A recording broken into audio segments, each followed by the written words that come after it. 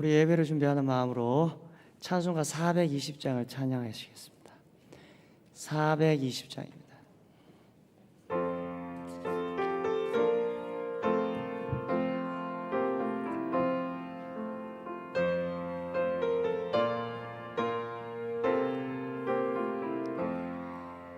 너 성결케 위해 기도하며 너 주 안에 늘 성경 보고 온 형제들 늘 사귀면서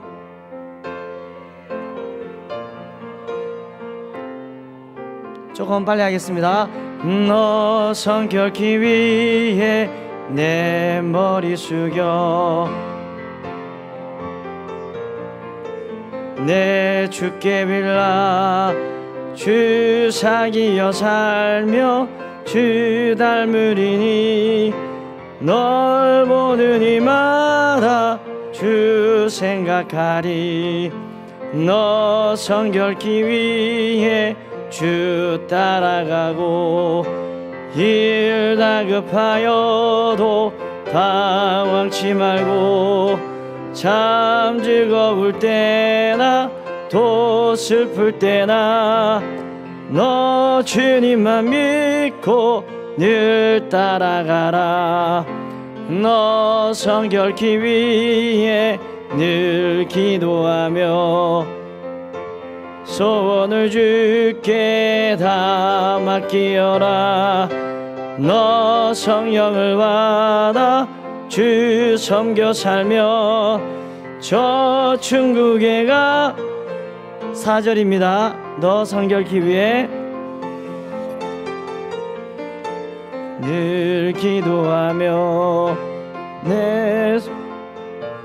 내게 다 맡기어라 너 성령을 받아 주 섬겨 살며 저 천국에 가서 더 잘 섬기리. 아멘. 우리 다 함께 묵상 기도하시면서 6월 8일 수요 예배를 하나님 앞에 시작하도록 하겠습니다.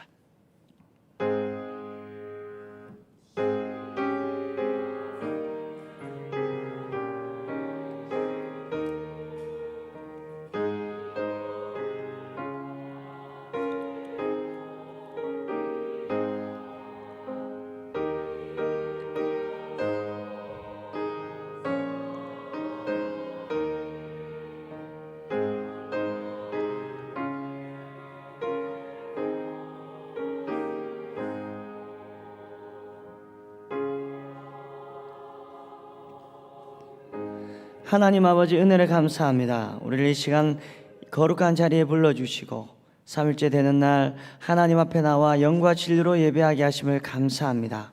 우리의 마음과 뜻과 정성을 다하여 하나님만 바라볼 수 있는 시간 되게 하시고 하나님의 말씀을 통하여서 다시 한번 다짐하며 돌아갈 수 있는 우리의 발자국이 되어질 수 있도록 하나님 역사하여 주옵소서. 감사를 드리었고 이 모든 말씀 우리를 권하여 주신 예수님 이름으로 기도하옵나이다. 아멘. 사도신경으로 우리의 신앙을 고백합니다. 전능하사 천지를 만드신 하나님 아버지를 내가 믿사오며 그의 아들 우리 주 예수 그리스도를 믿사오니 이는 성령으로 잉태하사 동정녀 마리아에게 나시고 본디오 빌라도에게 고난을 받으사 십자가에 못 박혀 죽으시고 장사한 지 사흘 만에 죽은 자 가운데에서 다시 살아나시며 하늘에 오르사 전능하신 하나님 우편에 앉아 계시다가 죄리로서 산 자와 죽은 자를 심판하러 오시리라. 성령을 믿사오며 거룩한 공예와 성도가 서로 교통하는 것과 죄를 사하여 주시는 것과 몸이 다시 사는 것과 영원히 사는 것을 믿사옵나이다. 아멘. 우리 다 함께 찬송가 449장을 찬송하시겠습니다. 우리 박수 치면서 찬양하겠습니다.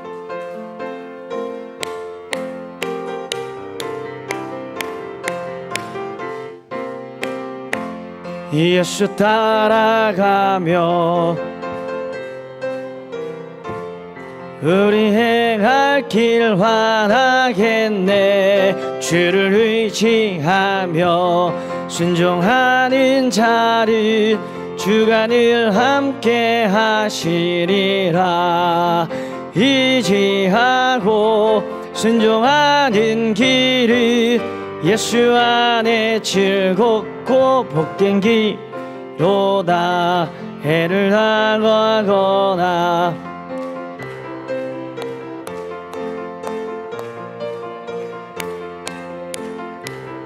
주를 의지하며 순종하는 자를 주가 안위해 주시리라. 의지하고 순종하는 길을 예수 안에 즐겁고 복된 길이로다. 남의 짐을 지고 슬픔 위로하며 주가 산기을 주시겠네.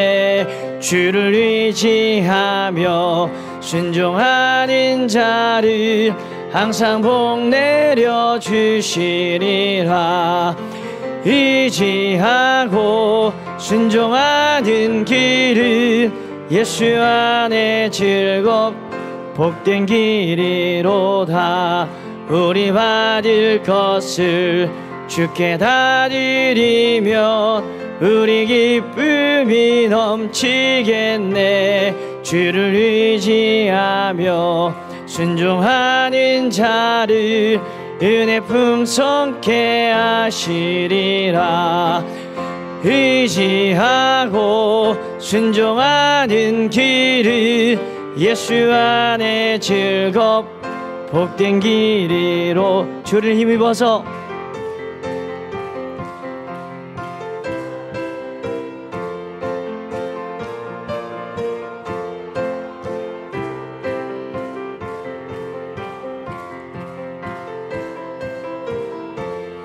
주가 사랑해 주시리라.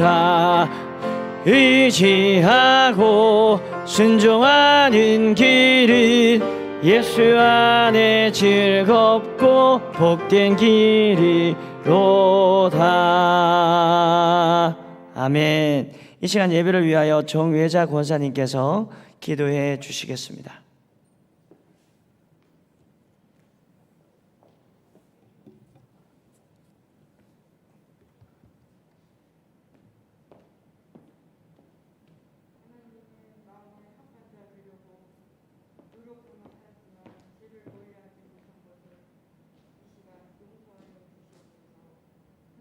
사랑이 많으신 주님께 오늘도 주의 말씀을 사모하여 나아왔습니다. 우리의 마음과 길을 열어주셔서 하나님의 음성을 듣게 하시고 성령의 임재하심을 통하여 하나님의 말씀을 깨닫게 하옵시며 말씀을 전하시는 목사님을 붙들어 주시고 항상 건강함과 주의 도우심을 받는 전도사님, 부목사님들 되게 하여 주시옵소서. 코로나로 인하여 몸고생, 마음고생으로 예배의 자유가 없었지만 주님의 도우심으로 이만큼 안정이 되어 예배 드릴 수 있음에 감사합니다. 우리 교회 50주년 기념으로 하나님께 영광이요 우리에게는 한없는 다짐의 기회 되게 하옵시고 아픔과 근심, 걱정이 있는 자들에게는 희망과 소망이 있게 하시며 대통령을 비롯한 위정자들이 하나님을 두려워할 줄 알며 겸손의 자세로 하나님의 법으로 사는 자들 되게 하옵소서. 전교인 연합 기도회를 잘 이끌어 주시고 겸손한 자에게 은혜를 이라는 제목으로 강사 노경묵 목사님께도 성령의 도우심에 있기를 원합니다. 오순절 다락방에 있었던 성령의 바람을 체험케 하시며 바라옵건대 주님께서는 한 생명을 천하보다 귀하다고 말씀하셨는데 러시아와 우크라이나가 전쟁 속에 너무나도 많은 사람들의 생명을 앗아가 버렸습니다. 사랑의 주님, 어서속히 전쟁을 멈추게 하옵시고 선교사님들의 안정을 위하여 우리들도 끊임없이 합심하여 기도하는 사람들이 되게 하여 주옵소서. 오늘 예배를 돕는 모든 존귀한 손길들에 축복 내려 주시고 아름다운 찬양으로 늘 깊은 찬양대에서 찬양을 드리는데 받으시고 한 사람도 울리는 괭가리가 되지 않게 하여 주시옵소서. 구할 것은 너무 많지만 주님 미리 아시고 복 내려 주실 것을 믿사오며 부족한 죄인 예수님 이름으로 기도드립니다. 아멘.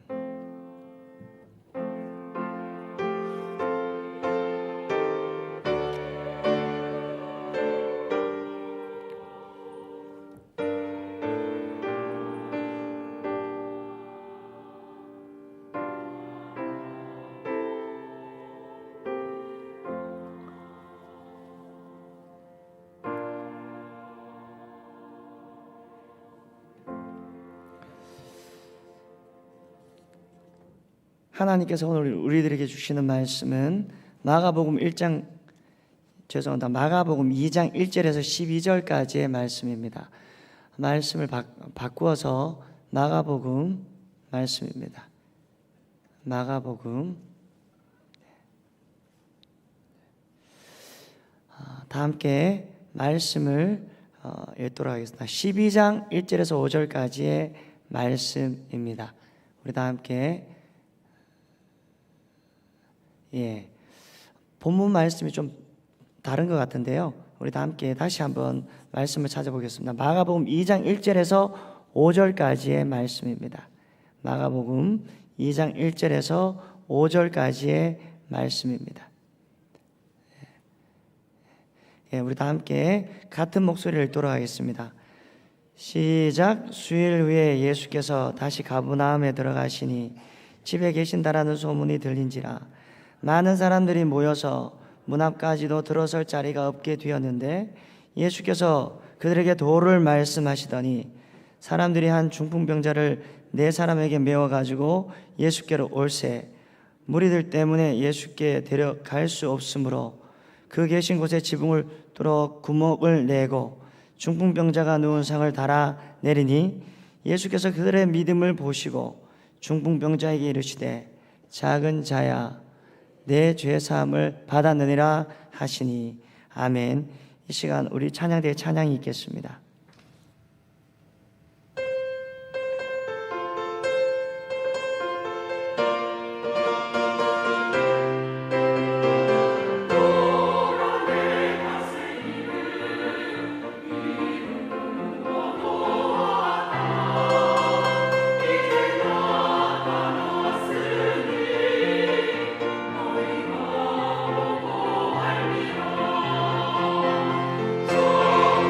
성령의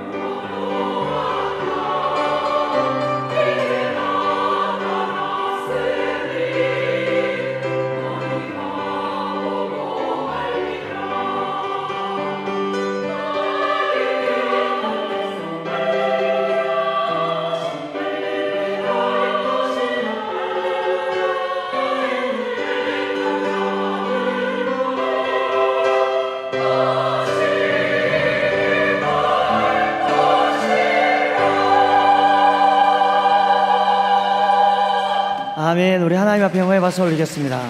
감사합니다. 교회 소식 알려드리겠습니다. 우리 늘사랑교회 모든 예배는 인원 제한 없이 드려집니다. 식당 운영은 10시 30분부터 1시까지입니다. 온라인 예배는 의무 격리 기간이 연장됨에 따라 6월까지만 진행이 되어집니다. 단 새벽 예배는 온라인, 오프라인 동시에 진행이 되어집니다.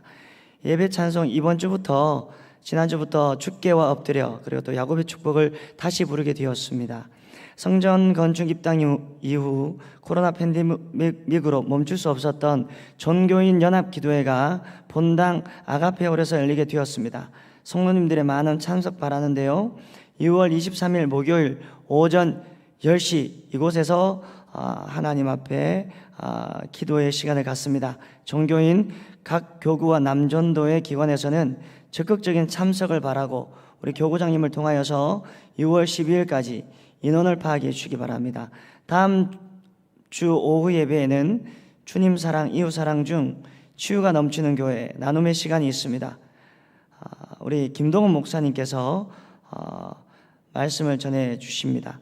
창립 50주년을 맞이하여서 이웃 사랑 실천을 위한 헌혈에 많은 관심과 동참을 부탁드리겠습니다.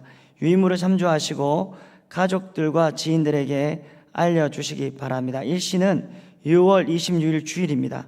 오전 9시부터 오후 4시까지 교회 앞마당 헌혈버스에서 이루어질 예정이니 우리가 50주년을 맞이하여서 이웃 사랑의 실천을 경험하는 그러한 귀한 시간이 되었으면 좋겠습니다. 우리 기도하겠습니다. 하나님 아버지 은혜를 감사합니다. 하나님 앞에 예배하게 하시고 아버지 하나님의 말씀을 듣게 하심을 감사합니다.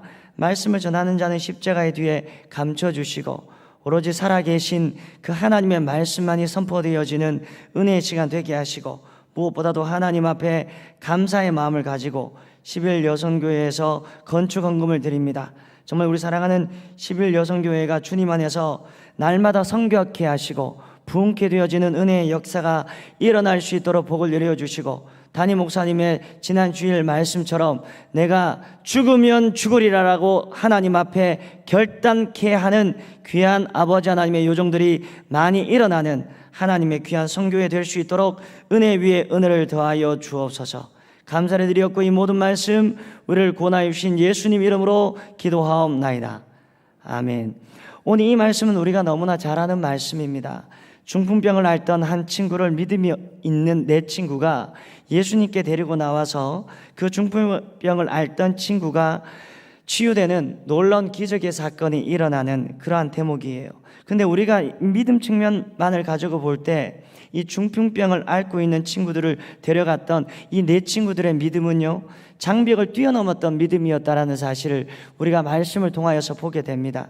친구를 고치기 위하여서 예수님께 다가왔더니 너무 많은 무리로 인하여서 예수님께로 가까이 갈 수 없었던 거예요.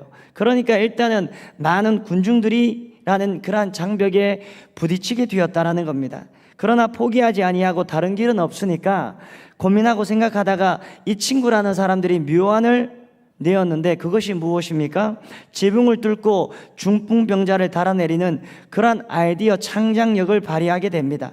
그래서 그 친구들을 달아내리자 그때 예수님께서는 뭐라고 계셨습니까? 하나님 앞에 하나님의 말씀을 청중들에게 설파를 하고 있었지 않습니까? 근데 갑자기 하늘 위에서 마른 날벼락이 아니라 마른 하늘의 날벼락이 아니라 침상이 갑자기 내려오니까 얼마나 예수님 입장에서는 당황스러웠겠습니까? 그럼에도 불구하고 5절 말씀해 보니까 그들의 믿음을 보시고 중풍병자를 치유하는 놀라운 일을 우리 예수님께서 행하셨다라는 겁니다. 그런 의미에서 저는 오늘 우리의 인생이 오늘의 말씀과 별반 다를 바가 없다라는 생각이 제 마음속에 드는 거예요. 여러분, 세계에서 가장 공을 잘 차는 선수가 누구라고 생각합니까? 우리 대한민국 국민들에게 100에 100 다 물어보면 저요, 손흥민 선수요, 이렇게 얘기를 할 것입니다. 요즘은 손흥민 선수도 세계 탑 클래스 수준에 있는 최고의 플레이어지만 여러분, 우리가 얼마 전에 브라질하고 축구하는 걸 보았지 않습니까?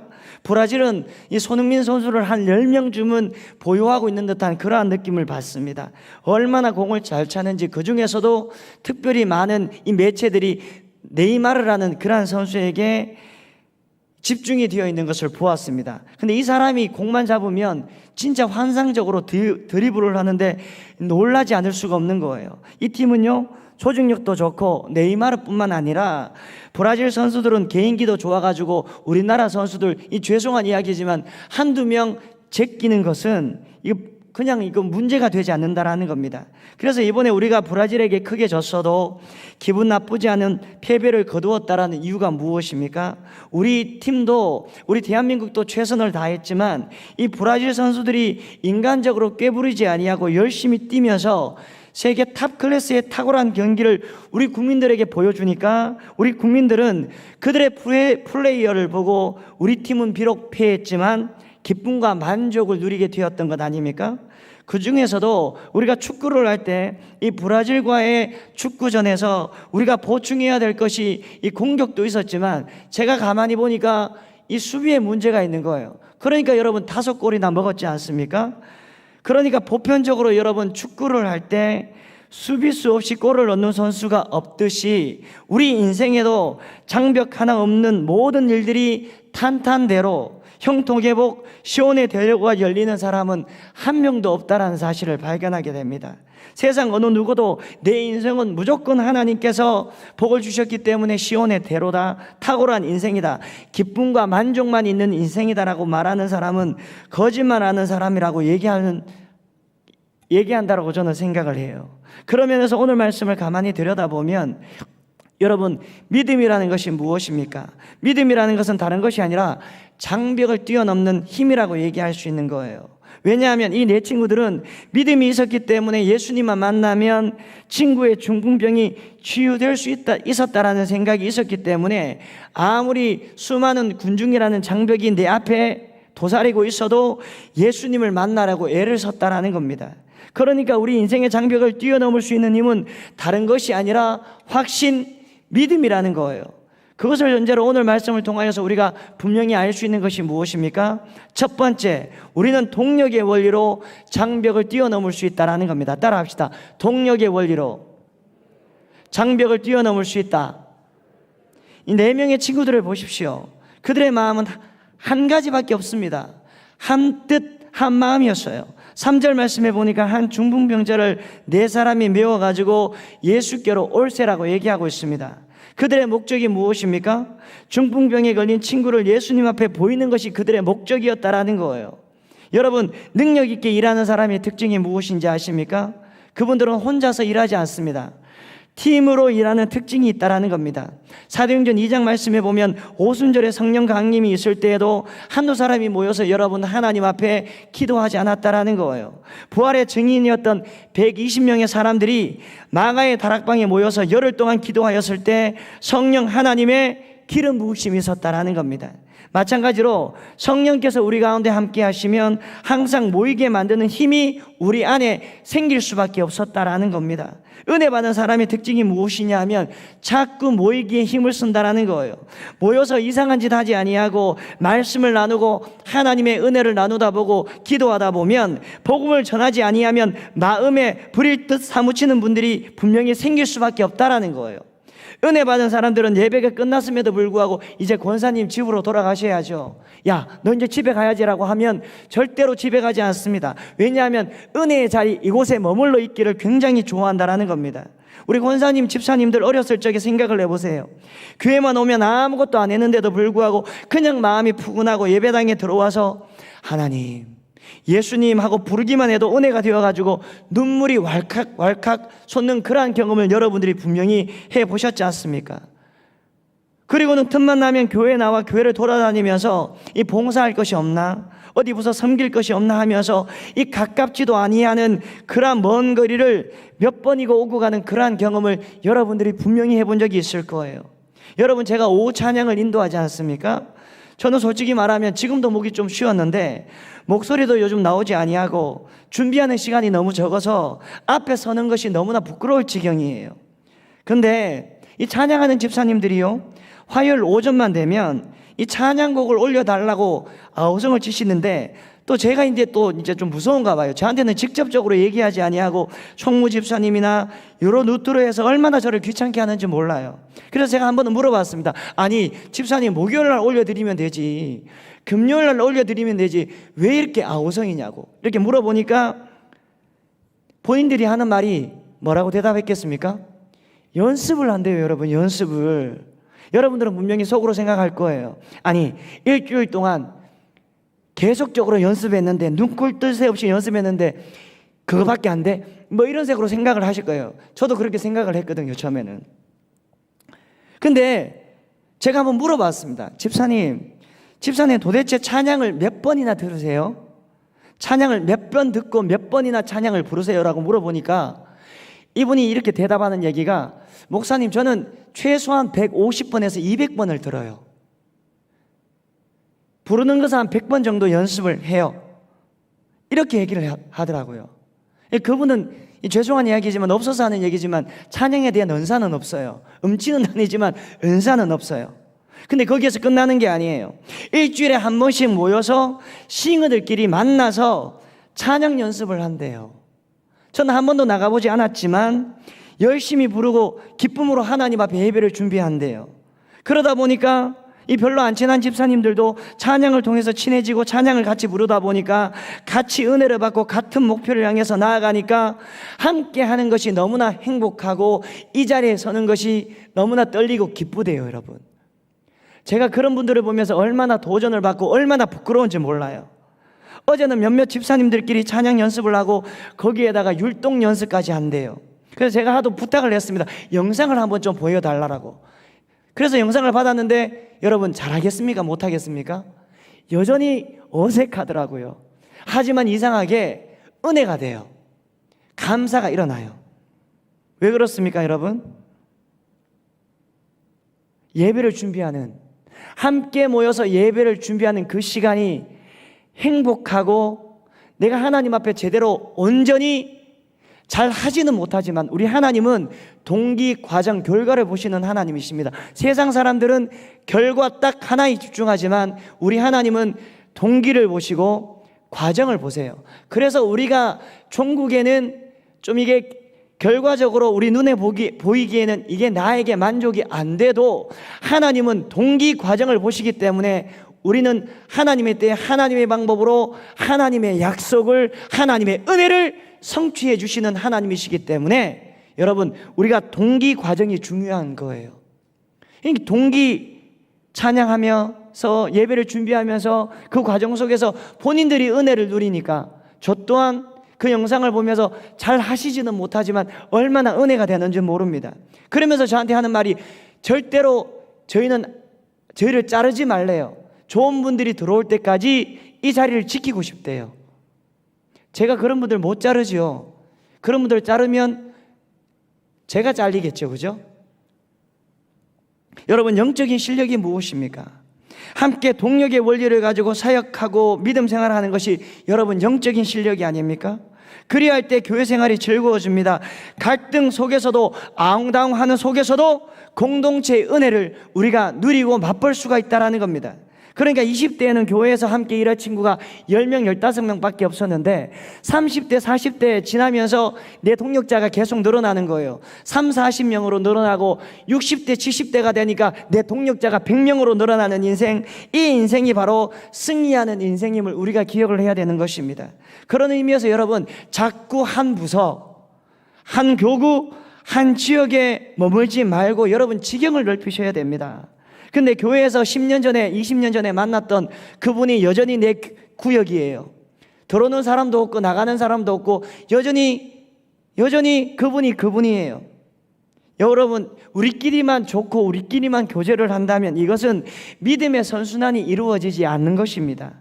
5년, 10년 전에 교육부에서 만났던 그 선생님이 아직까지도 그 자리에 남아 계시는 것, 이거 너무나 칭찬받을 만한 일입니다. 너무나 존귀한 일이에요. 하지만 이상하게 새로운 선생님이 들어오는 것도 표면적으로는 환영하는지 모르겠지만 속으로는 웰컴하지 못하는 것이 우리의 모습일 수도 있다는 거예요. 왜냐하면 우리와 다를까 봐, 그 사람이 혹시나 그 사람이 나댈까 봐, 튀지는 않을까, 그래서 그런지 나 또한 여러분 다른 부서로 선뜻 옮기지 못합니다. 여기가 좋사오니라고 얘기합니다. 왜냐하면 여기가 익숙하니까, 편하니까.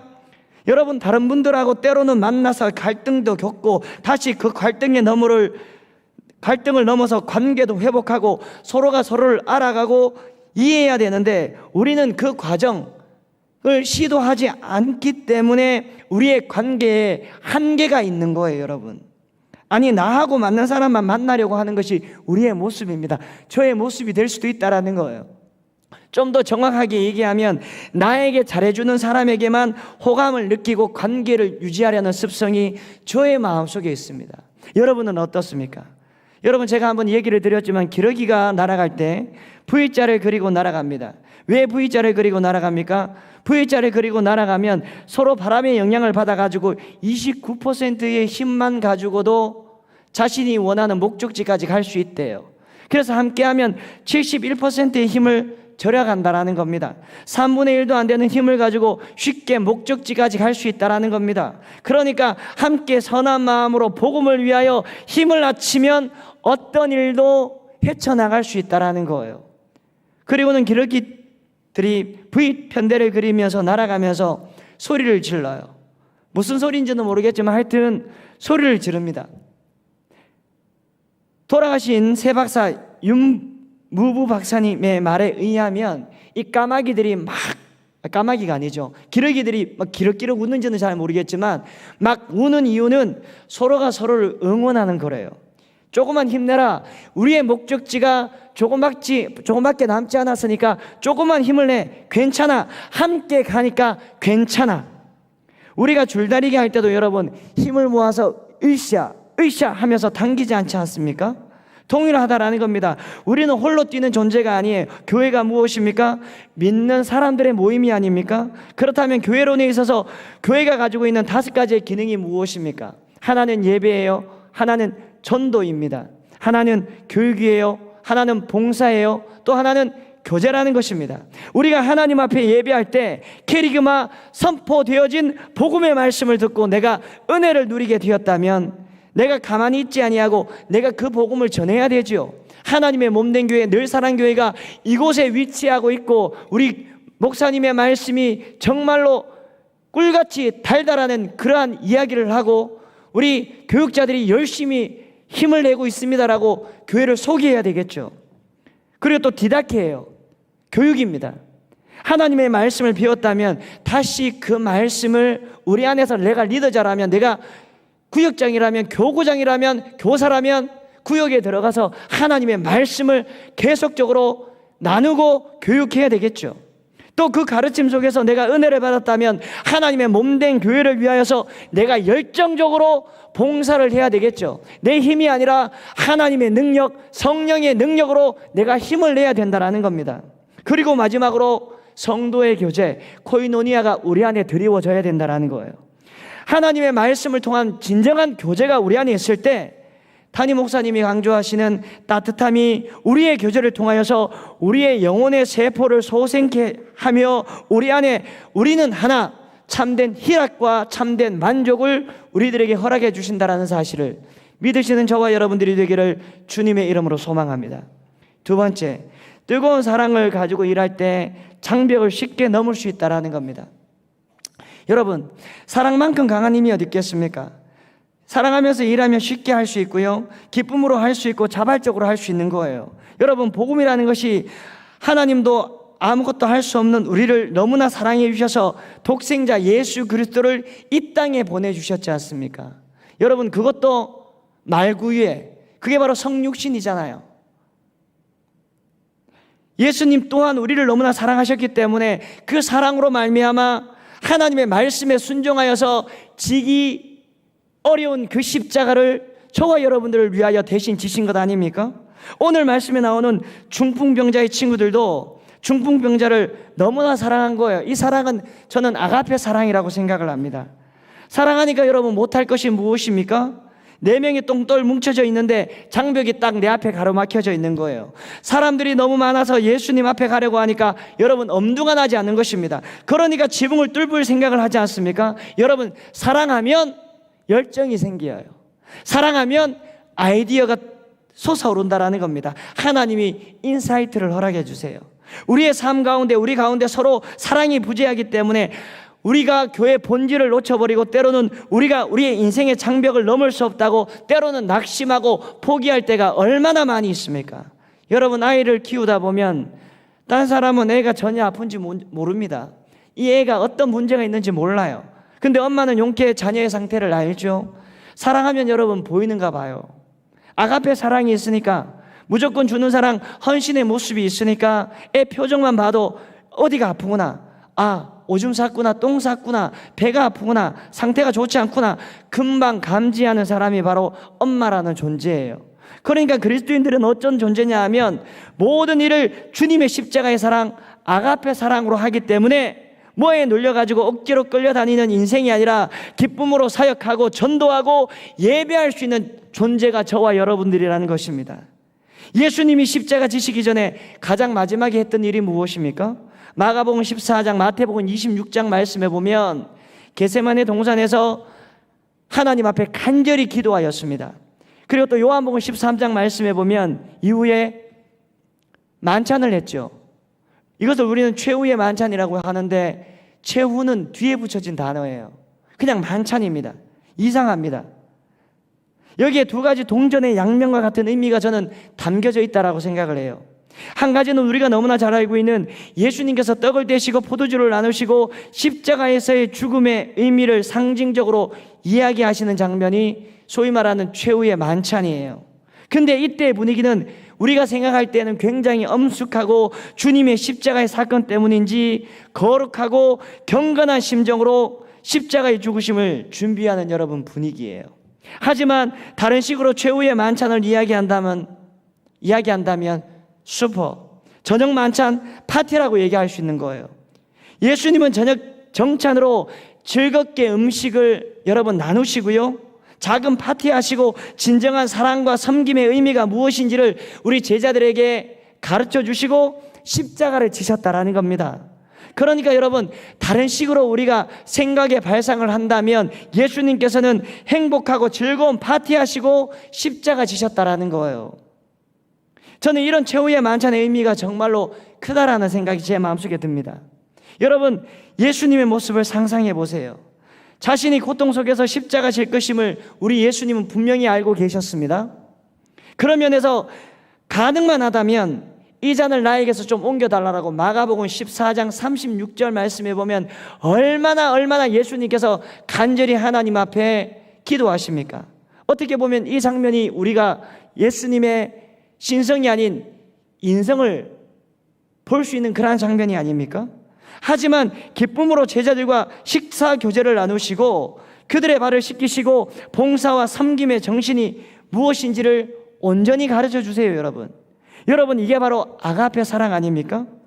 자기 지기 싫은 십자가를 지시고 벌레 같은 우리를 위해 십자가 지심으로 하나님의 자녀 삼아 주시고 예배할 수 있는 은총을 우리들에게 주시는 그 자체가 여러분 아가페 사랑이 아니고 무엇이겠습니까?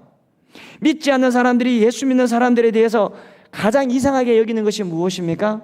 대다수 이상하게 여기는 부분들이 많이 있지만 장례식 할 때 어떻게 노래를 부를 수 있느냐라는 것입니다. 장례하실 때마다 목사님이 설교를 하시는데 이 목사님은 뭐가 그렇게 감사한지 감사하다 천국 가게 하심을 감사, 천국에서 만날 것을 기대하게 하심을 감사, 믿음의 유산을 남겨두게 하심을 감사. 이 목사님이 감사 하시는데 전혀 본인은 그게 이해가 되지 않는데요. 여러분, 일반 장례식장에 가보셨지 않습니까?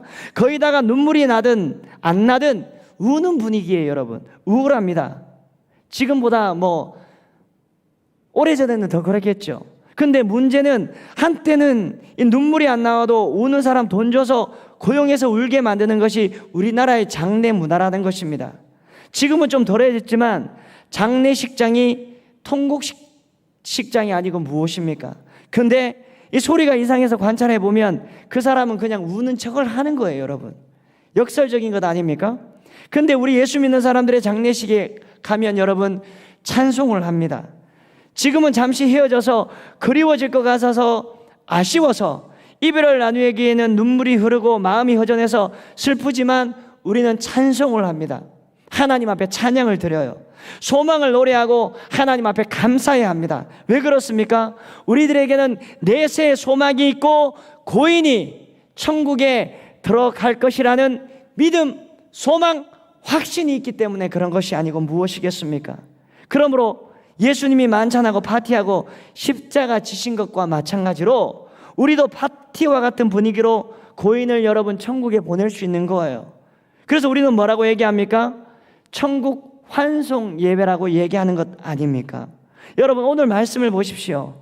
4명의 사람이 한 친구의 연약함의 치유를 위하여서 누운 상을 메고 왔다는 이야기 그 자체가 그 친구를 정말로 사랑하지 아니한다면, 그 친구를 공동체의 일환으로 긍휼한 마음으로 그 영혼을 바라보지 않는다면 이건 도저히 행할 수 없는 일 아니겠습니까?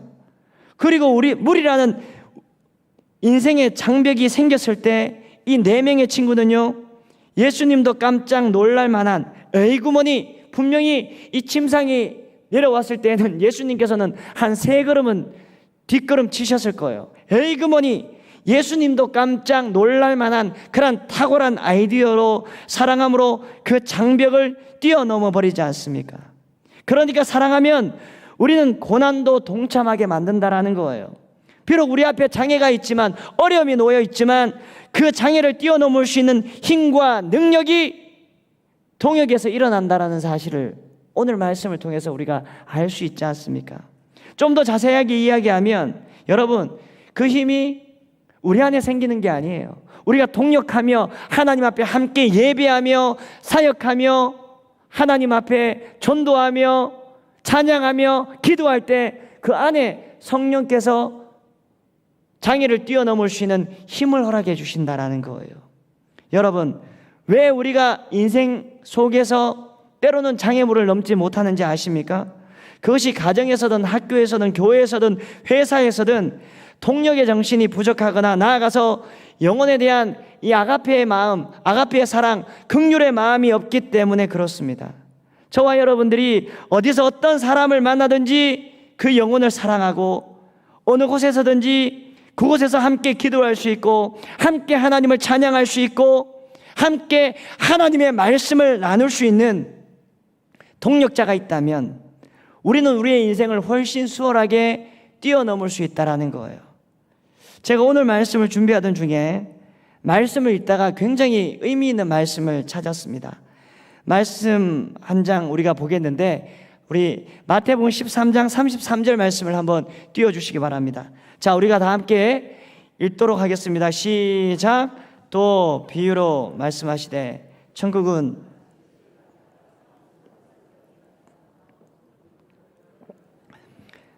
아멘. 여러분, 누룩은 좋은 이미지로 쓰이지 않습니다. 원래는 죄, 나쁜 영향력, 열등한 것을 묘사하고 있는데 누룩이 사용이 됩니다. 예를 들어 헤롯의 누룩을 피하라는 말은 외식하지 말라는 뜻이고요, 유월절에 누룩 없는 떡을 먹는 이유는 죄의 단절을 의미하고 있다는 거예요. 그러니까 여러분, 누룩이라는 것은 원래 좋은 이미지가 아니에요. 근데 이 비유를 보십시오. 서말 가루를 부풀게 하는 것이 바로 누룩이라고 얘기하고 있다는 겁니다. 여러분, 누룩을 묵상하면서 장애우를 가진 가정이 생각이 나는 거예요. 가정마다 장애를 가진 아이들이 있고 그러한 가족들이 있고 몸이 편찮은 그러한 가족을 두신 분들이 생각이 났습니다. 세상 사람들은 그 사람을 짐이라고 얘기를 해요. 힘이 되지 않고 오히려 힘이 든다라고 얘기를 합니다. 근데 이상한 것이 막상 그 가정에 들어가 보니까 사랑하는 그 딸 때문에, 그 아이 때문에, 그 아버지 때문에 하나님을 발견했다라고 얘기합니다. 그 아이 때문에 기쁨을 알게 되었고 그 아이 때문에 예수님을 만났대요. 생명이 생겼다라고 얘기합니다. 심지어 이 아이 때문에 온 가족이 믿음이 생겼다라고 말하는 간증을 들은 적이 있습니다. 여러분, 이 아이가 정말로 누룩이 아니고 무엇이겠습니까? 가정 전체를 부풀게 한 거예요. 지금 고인이 되신 영성신학자 여러분, 헨리 나우엔이라는 분을 여러분들이 들어본 적이 있을 것입니다. 이분이 가장 마지막에 쓴 책이 무슨 책이냐면 아담이라는 책이에요. 그는 하버드, 예일에 잘 나가던 교수님이셨습니다. 근데 갑자기 답답함이 밀려오고 좌절함이 밀려오는 거예요. 그래서 인생이 답이 없음을 느끼게 되었습니다. 그래서 이분이 달려가는 곳이 어디냐 하면 캐나다 토론토에 있는 장애우 공동체 라리쉬라는 곳이었습니다. 그곳에서 헨리 나우헨은요, 아담 아네트라는 죽어가는 장애우를 만났습니다.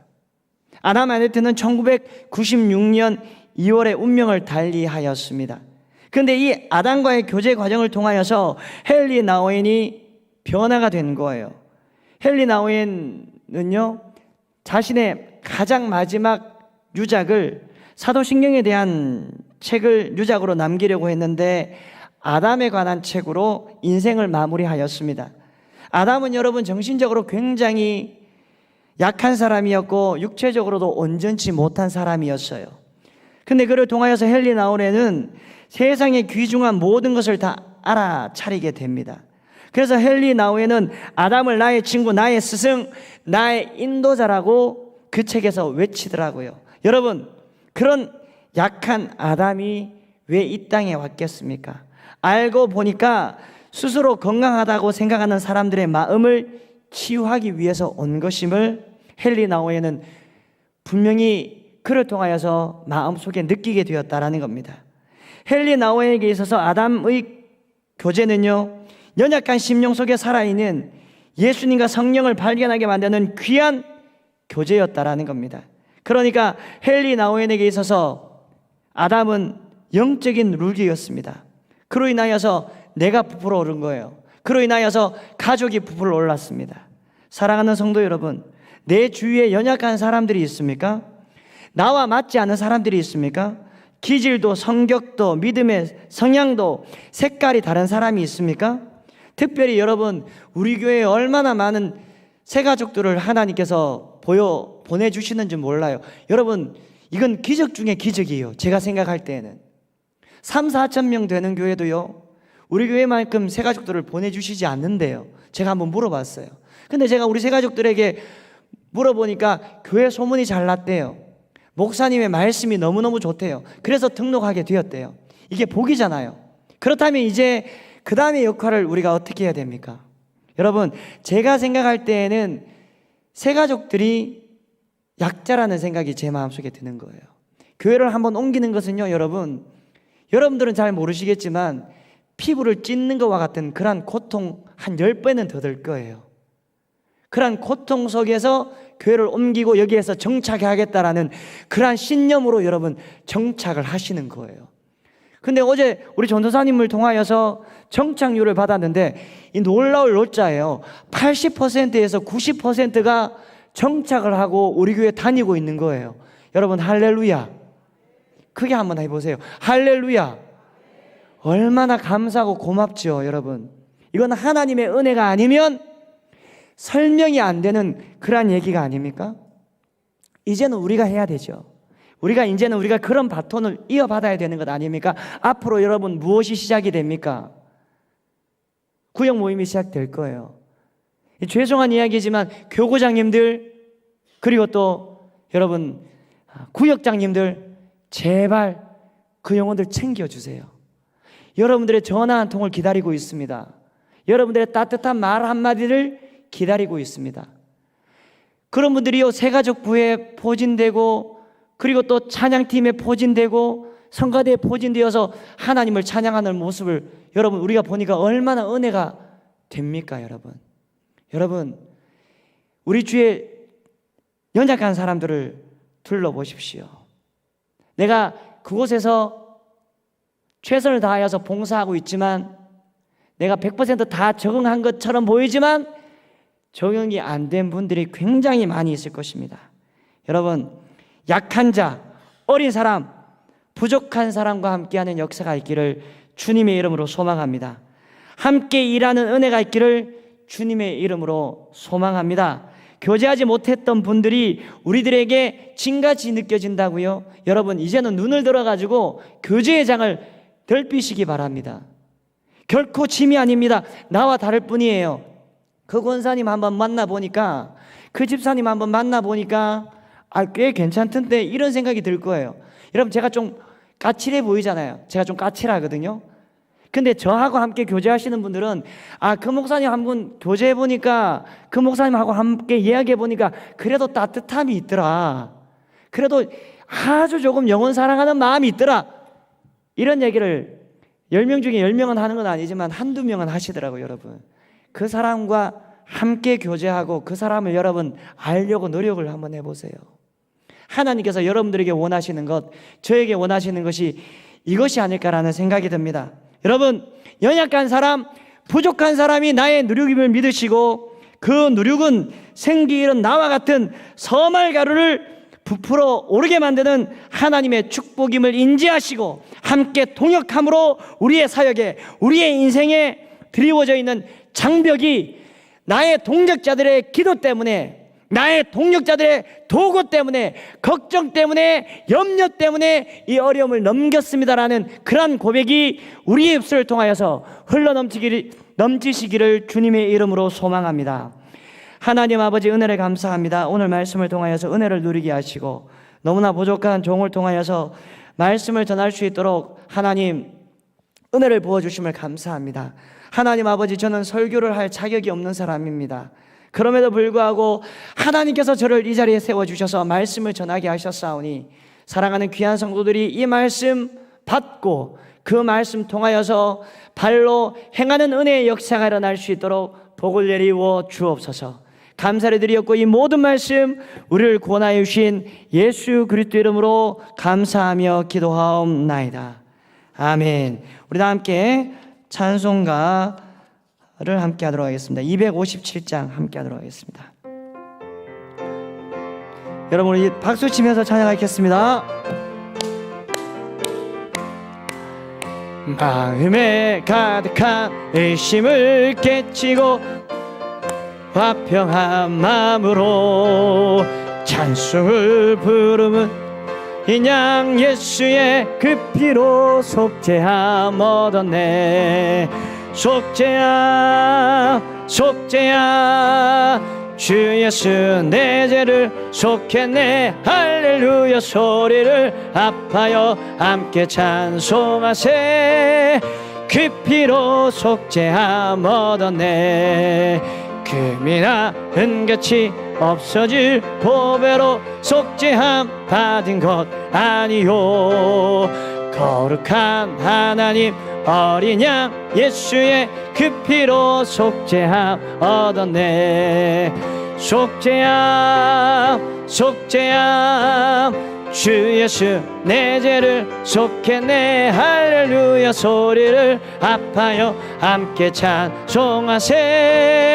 그 피로 속죄함 얻었네. 나 같은 죄인이 용서함 받고서 주 앞에 옳다함 얻음을 확실히 믿기는 어린 양 예수의 그 피로 속죄함 얻었네.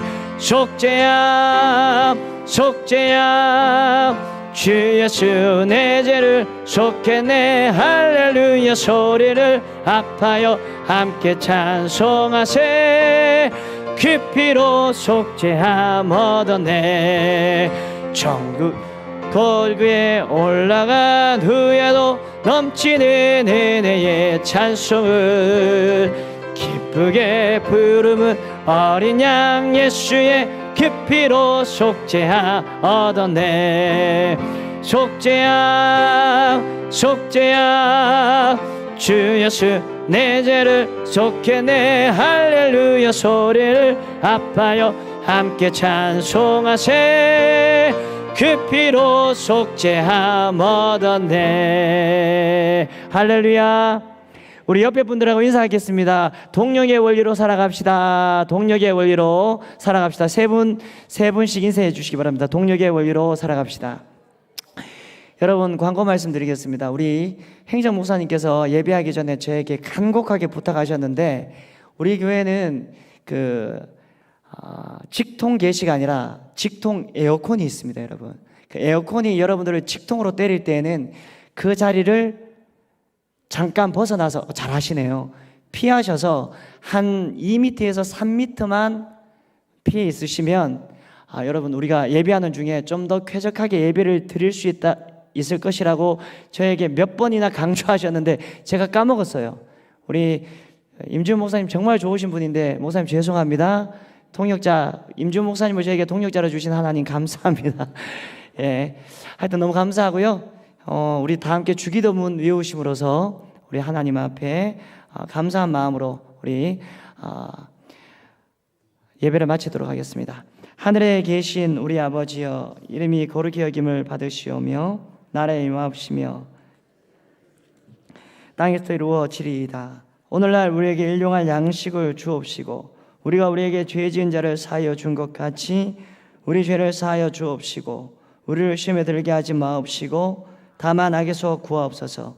그에게 나라와 권세와 영광이 아버지께 영원히 싸움나이다.